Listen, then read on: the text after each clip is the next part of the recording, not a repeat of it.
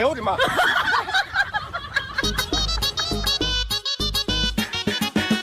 ！हमारे यहाँ ऐसा ही होता है।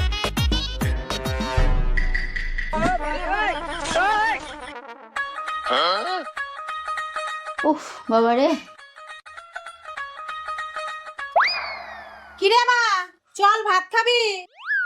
মা আমি এখন খাবো না। কেন রে, এত বেলা হয়ে গেল, ভাত খাবি না কেন?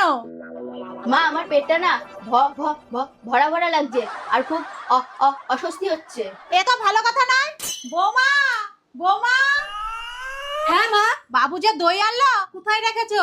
মা ফ্রিজে। যাও তো ওইখান থেকে একটু দই দিয়ে শরবত করে তোমার ননদকে দাও তো, তাহলে পেটটা ঠান্ডা হবে। ঠিক আছে মা। এ তো হালকা হালকা লাগছে কেন?